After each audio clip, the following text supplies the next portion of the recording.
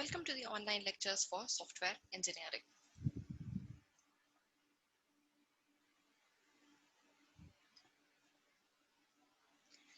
Within the previous class, we have studied what is security. Now, in today's class, we'll be discussing more about security, what security is. Now, we very well know what security is.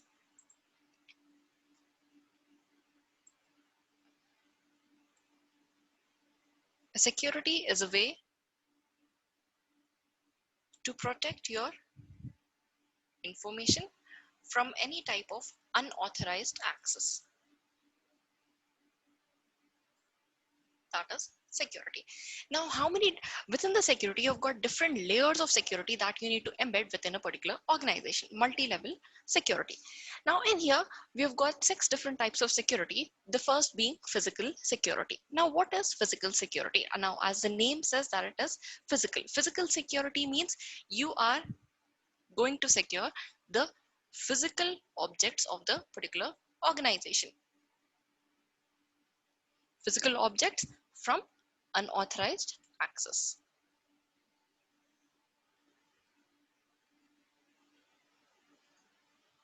Or some specific area that you do not want this, we can say that you do not want anyone to go into the financial area.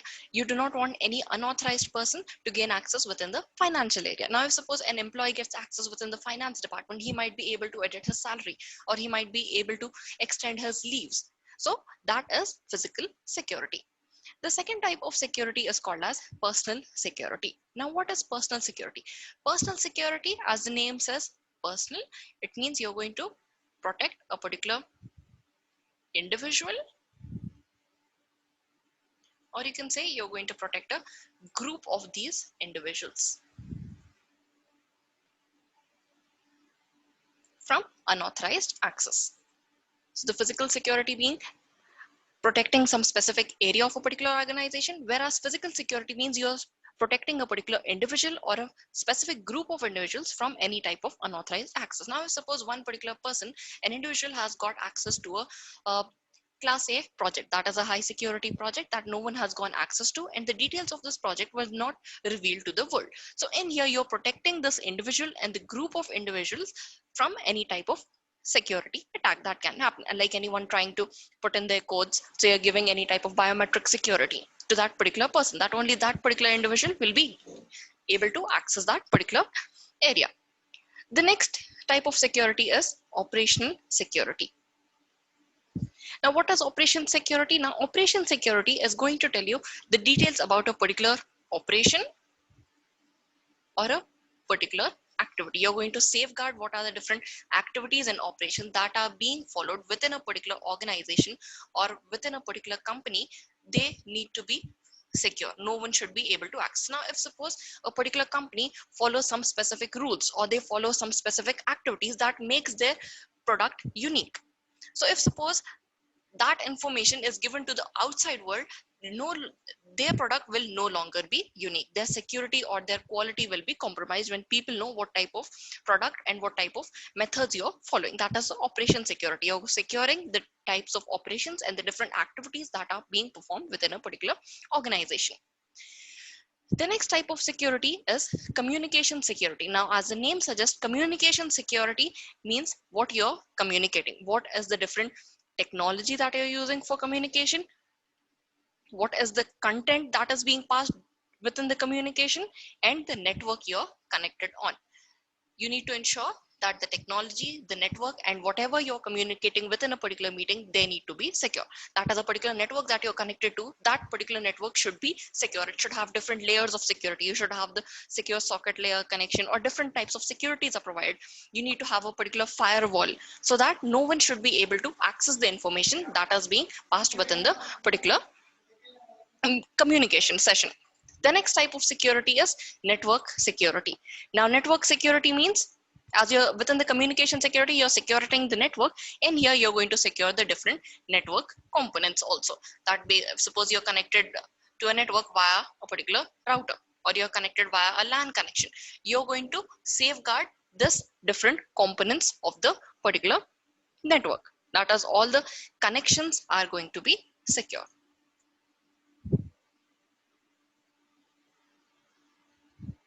secure connection.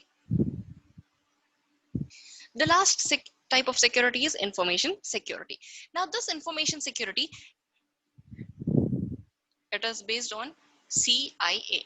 C means confidentiality, I is integrity, and A is availability. Now we'll be discussing it in detail within the next slide.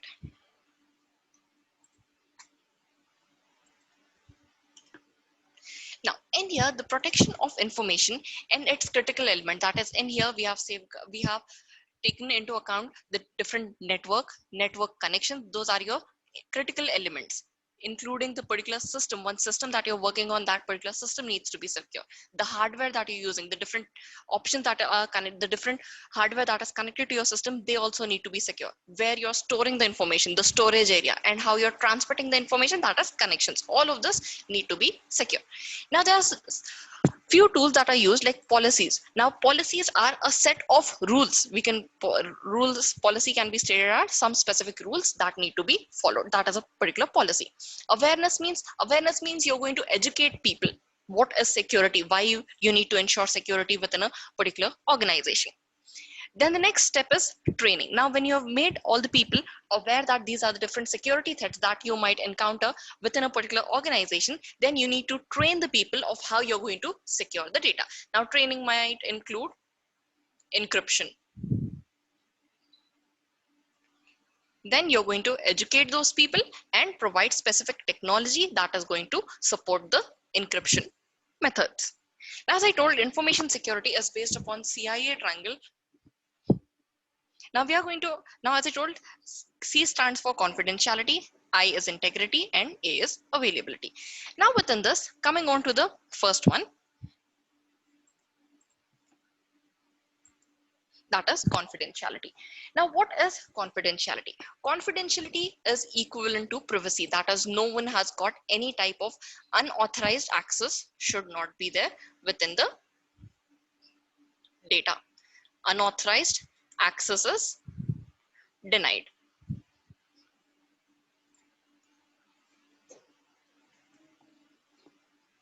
Now within this confidentiality, you're going to take certain measures so that you can ensure that no one other than you is going to access the particular data.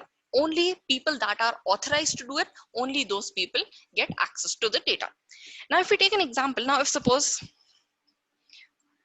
there's a particular organization, and in this particular organization, some type of information is not secure, and a particular hacker gets hold of this particular information and he threatens to misuse this data.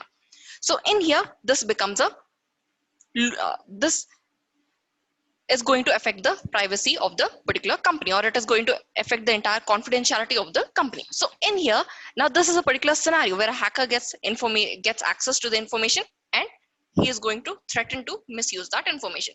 In such a scenario, you are going to be prepared by training the individuals or people of your company of how you're going to encrypt the data. Now there are different encryption techniques. Now encryption techniques like DES, data encryption standard, can be used. AES, advanced encryption standard, can be used. There are different encryption techniques that can be used. Now another way for securing your data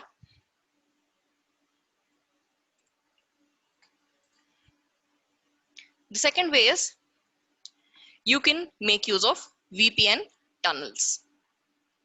That is, you're using a completely virtual private network. In here, that is not going to store any of your information. Your computer information is not stored, your network information is not stored. So this is the second way where you can ensure confidentiality of the data. Whereas apart from using encryption, you can also provide biometric facility. That is also that only authorized people have got access to the data. And the fourth one is providing some type of security tokens, or you can say some security cards. If the person has got a particular token or card, when he swipes it against a particular, if he swipes the particular card, then only he's given access. So this is how you're going to ensure confidentiality.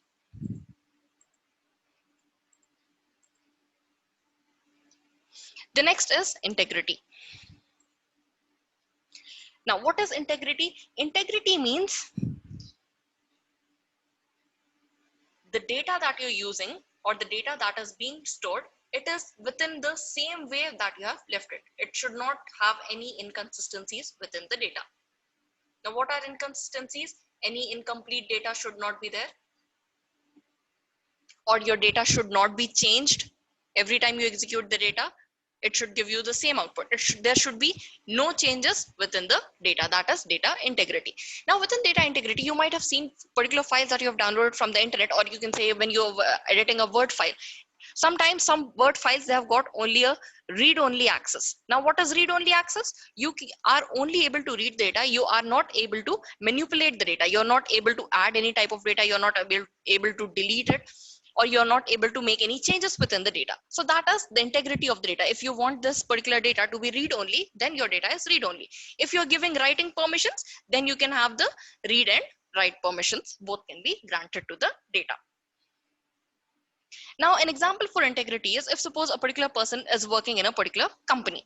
For some particular reasons, that particular person was removed from the company, or he resigned. Now, what happens in here? This particular person, suppose he takes a copy of the records or the copy of some type of data that was used within the data, within the organization. Now, in here, this data will become available to different set of users. He can sell this data for his own use. So in here, this data has been compromised. Now this data is no longer having any integrity within the data. Now within the last few days, we have seen that a few YouTube channels were hacked, and in place of their data, some different type of data was put within their channels. So in here, that is the integrity of the channel is lost. That this can happen by some accidental purpose, or this can happen by intentional purposes also.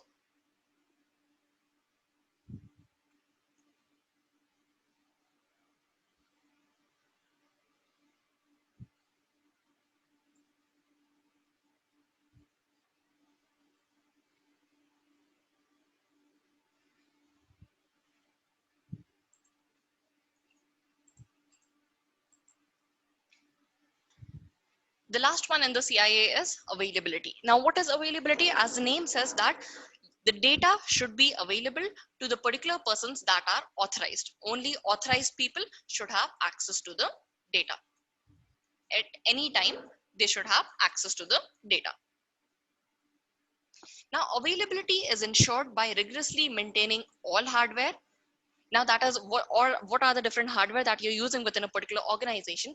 They should be up to date. Now, why they should be up to date? Because every time you have a particular software that is being installed, it has got different security levels. Now, sometimes what happens is there is some loophole, there is a vulnerability, there is a chance of exploiting that vulnerability. You can enter within a particular organization. If you know a particular backdoor, you can enter the particular organization. So you need to maintain it every time you're updating the particular software. It is like you are fixing those security levels, you're fixing those loopholes. That is why all the hardware that you're using, it should be up to date. You need to perform all the repairs immediately. You should not delay the repairs. And in here, all the hardware, they should be working properly. Correct functioning should be there. And in here, all the systems that are being used within the organization, they should not have any type of bottleneck. That is, they should be able to handle the server load. They should be able to handle the load.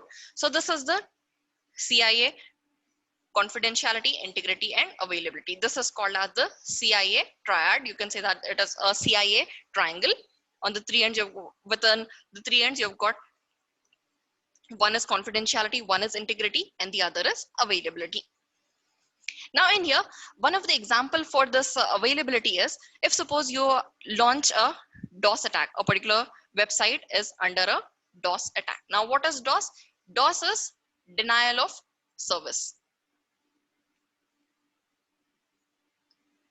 Now what happens in denial of service is that for a particular company, there is one particular company, at once you're going to launch multiple number of requests. Suppose 100, 1000, 10,000 requests are going to be launched. When these many requests are given at once to a particular company, this particular company is unable to give a response. They will be unable to respond to the particular request. Now, when they are unable to access, when they are unable to give a response, so in here, even the authorized people do not have access to the resources. So in this way, availability is compromised. Now, within the one second.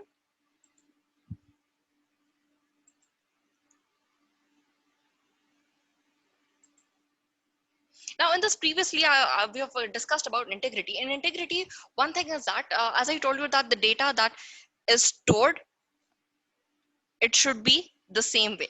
Now, there is an algorithm that is used to identify whether the data that is being stored, it is the same way or not. That is, you're going to use hash functions to ensure whether the data is same way or not, whether the data is same or it is modified. By making use of this hash functions, you are able to identify that.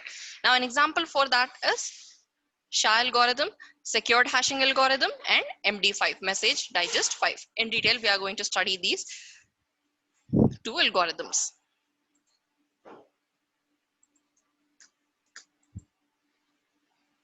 Now, if we take an example for this entire confidentiality, integrity, and availability, if suppose we are taking an example for an ATM transaction. Now, in this ATM transaction,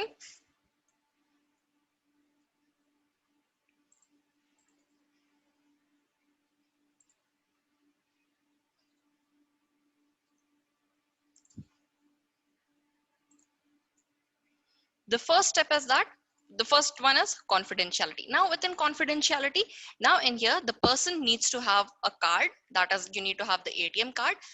This is your authorization that the person is having the card. Whereas he also needs to give the PIN to withdraw money from the particular account. That is confidentiality, the first step. Whereas the second step is integrity. Now, in integrity, when you are going to make a transaction, after entering the PIN, when you're making a transaction, these details are going to reflect in your bank account. That is the amount that is deducted or the amount that is added, that will be reflected. Now, integrity of the data, this is given to that particular user's account only. That is, the integrity of the data is maintained. Whereas the third one is availability.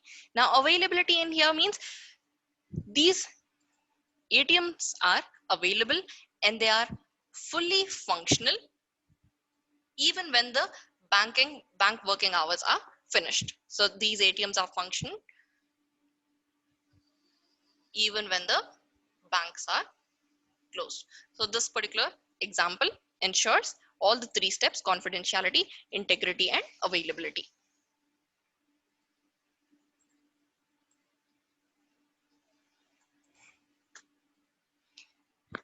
Now in here, this information security, it has many broad areas. Now in here, within information security, within the management of information security, you've got computer and data security, and you also have the network security. That is, three things are there. For information security, you need to manage the information, then you need to safeguard the computer and the data that is being used, whereas the network should also be secure in here. Now in here you can see that where these three of them coincide, that is the information security management, the computer and data security, and network security. When these three are going to combine, that is going to result into a policy. That is some specific rules that need to be followed. Now these policy should also be kept secure. Now, why these policies need to be secure? Because in here, some companies might have some specific policy issues that, now if suppose there's a policy in Amazon or in Myntra that you can return the product within 30 days. Now, if suppose this was, now in here there is also a policy that extends it, that if suppose a particular product was damaged or it covers within the warranty time, so after the 30 days also, even after suppose 2 or 3 months, you are able to return that particular product. Now if suppose a particular person that has got no type of error within the particular product, he just wants to misuse this policy, he is just trying to return the product even after the 30 period of return policy, and he tries to take the refund. So that is why these security policies also need to be secure, and they are to be used only in legitimate scenarios.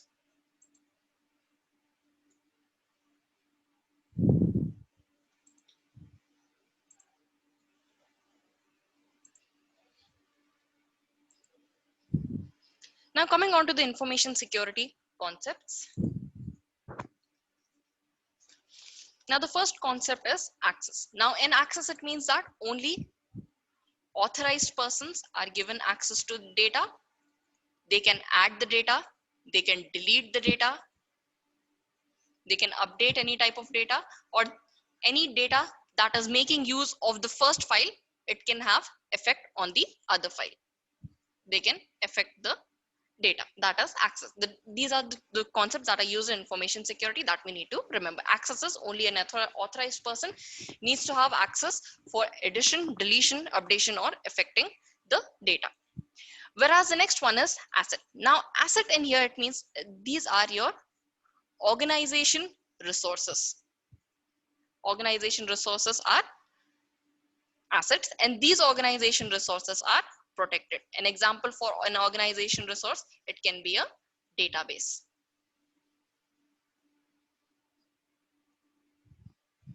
So these assets need to be secured. Then the next one is attack. Attack is a damage. Now this damage, it can be intentional damage and it can be an accidental damage. Also any type of attack is you can have denial of service attack, distributed denial of service attack. There are different types of attacks. Now these are intentional or these can be unintentional also. The next is control, safeguard, and countermeasure. Now this control, safeguard, and countermeasures, these are all policies that are used to protect your data. Different policies, or you can say different measures that you're using to safeguard your data. The next one is exploit.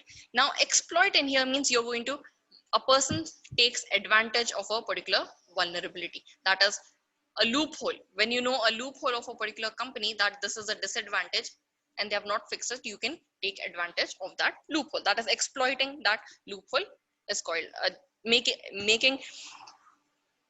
taking a wrong advantage is called as exploitation. The next is exposure.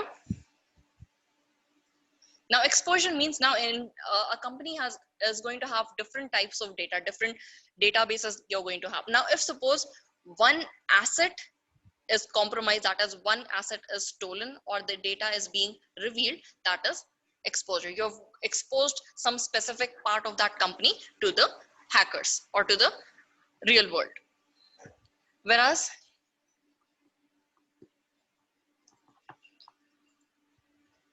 loss is when some part of your particular organization is open to damage, where someone has taken advantage of the data and your security is being compromised.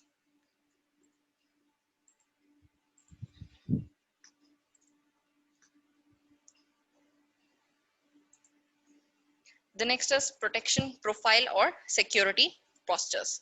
This in here, you're going to use education, training, and awareness so that people know the importance of security. The next is risk. Now risk can be taken as the probability of damage. Now if suppose a particular person launches a particular attack, some denial of service attack, then how much damage he will be able to do for this particular organization. Now, when you know that what is the probability of damage, you might be able to minimize or completely remove that risk. The next is threat. Now in here,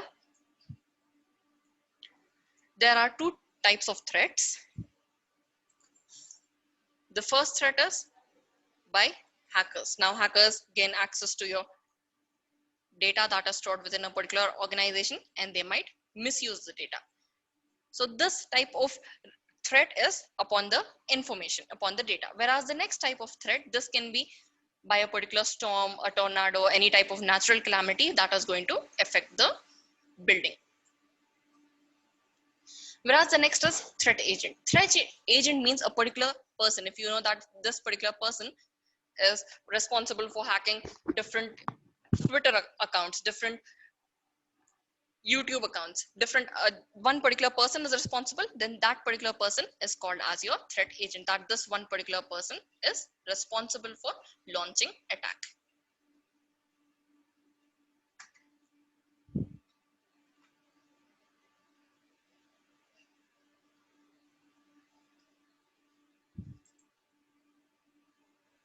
The next is vulnerability.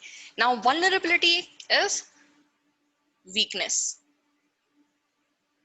or fault within a system. Vulnerability means if suppose you have got one fault within a system, that if suppose you've got entire security within a system, but there is some loophole that if suppose you enter via a particular channel, or if you access the particular system, if you access the company's data by one specific system, then you will get access. That is the weakness of the particular system. Whereas the next is subject and object. Now in here, for subject and object, I'll give a diagrammatic representation.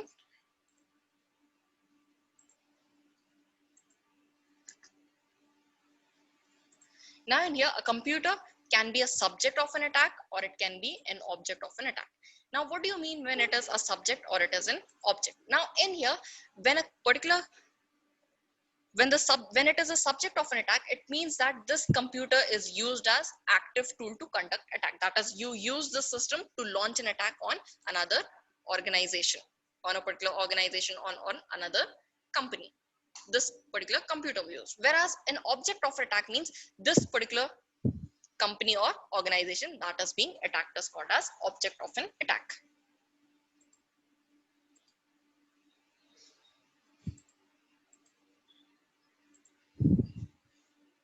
The diagrammatic representation for this is,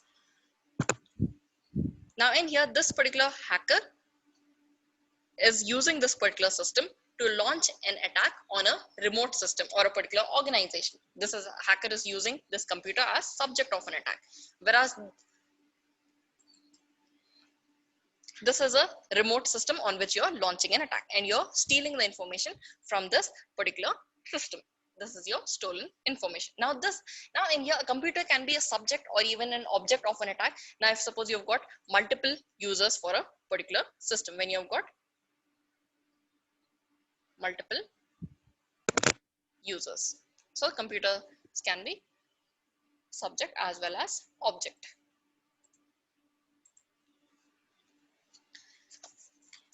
The next one is the critical characteristics. Now within this critical characteristics, the first one being availability. Now within availability, we have already discussed within the CIA triad.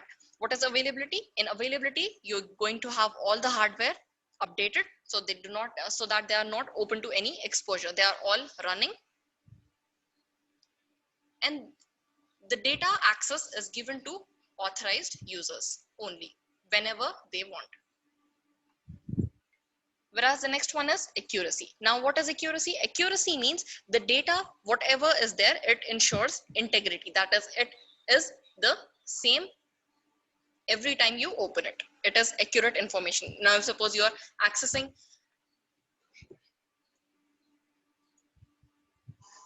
the internet banking.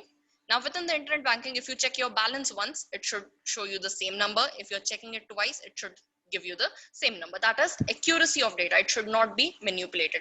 And here you can say that you need to ensure the integrity of the data. That is, it is same every time you're accessing it.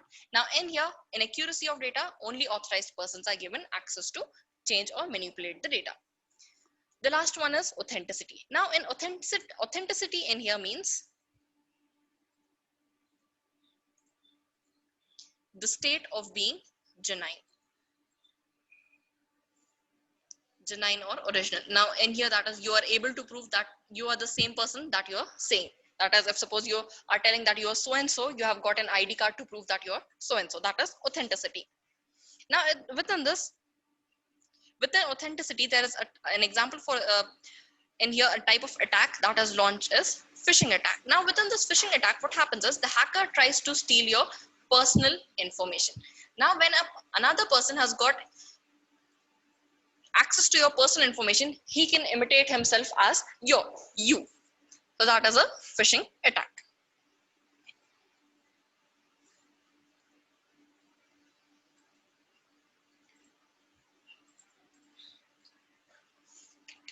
The next one is confidentiality. Now this confidentiality also we have studied, like we've taken example for ATM account. You need to have your card as well as you need to present the PIN. Now to ensure confidentiality, you're going to encrypt the data. Now when you're able to encrypt the data, what happens if suppose any person steals your data, if any person has stolen your data, he won't have any use of it. Now why does not he have any use of it? Because these are encrypted files. You cannot have any access to it. You are unable to read these files.